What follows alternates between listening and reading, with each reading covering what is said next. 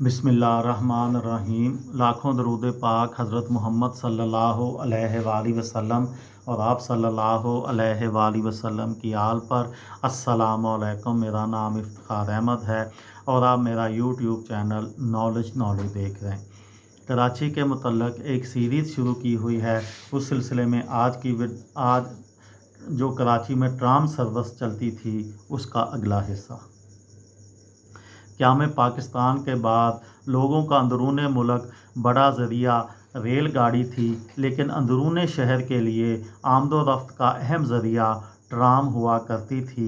शहर में आम तौर पर लोग टांगों या ट्राम में ही सफ़र किया करते थे।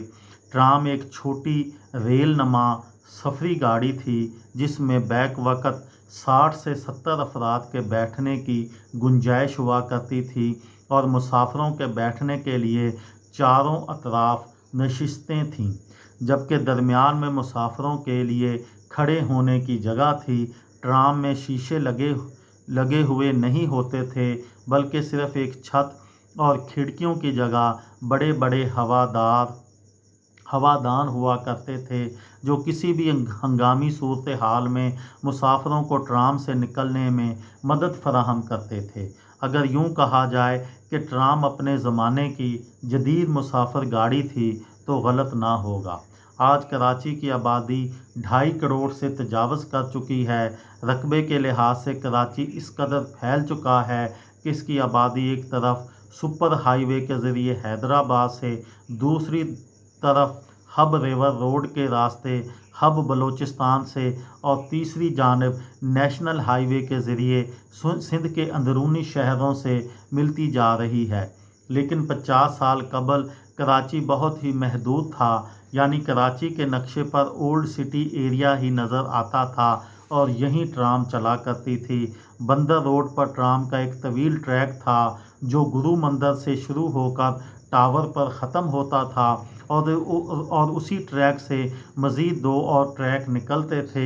एक कैपरी सिनेमा से सोल्जर बाज़ार जाता था और वहाँ से सीधा गुरु मंदिर। इसी तरह एक ट्रैक कैंट स्टेशन से सीधा बंदर रोड पर आकर मिलता था।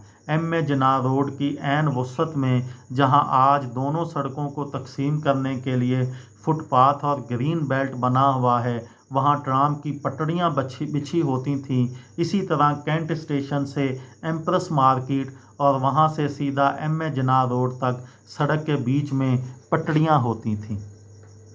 ट्राम अपने ज़माने की तेज़ तरीन और पुरकशिश सवारी थी जो शहर के मरकज़ में चलती थी।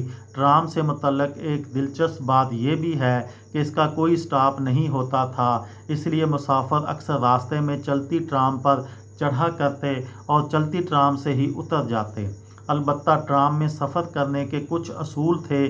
मसलन आप इसमें भारी भरकम सामान नहीं ले जा सकते। अगर एक आध छोटा बैग हो तो उसे गोद में रख लिया करते थे। एक ख़ास बात यह भी थी कि इसमें ड्राइवर के लिए कोई अलग से ड्राइविंग सीट नहीं हुआ करती थी, बल्कि वो बिल्कुल अगले हिस्से में खड़ा होकर एक हाथ से घंटी बजाता रहता और दूसरे हाथ से पटड़ी पर चलने वाले लोगों को हटने का इशारा करता रहता। किराया 10 पैसे था। अगर गुरु मंदिर से टावर जाना हो या कैंट स्टेशन से टावर या सदर आना हो तो उसका किराया 10 पैसे ही था। कराची का मौसम अमूमन हवादार रहता था, इसलिए पुरानी तस्वीर में ट्राम की खिड़कियां खुली नज़र आएंगी। ताहम जब मौसम ख़राब होता या बारिश होती तो कंडक्टर इन खिड़कियों के शटर बंद कर दिया करते थे। ये थी मेरी आज की वीडियो। किसी दोस्त को, किसी भाई को, किसी बहन को फ़ायदा हो तो मुझे दुआओं में याद रखिएगा। दिल दिल पाकिस्तान, जान जान पाकिस्तान। अस्सलाम वालेकुम।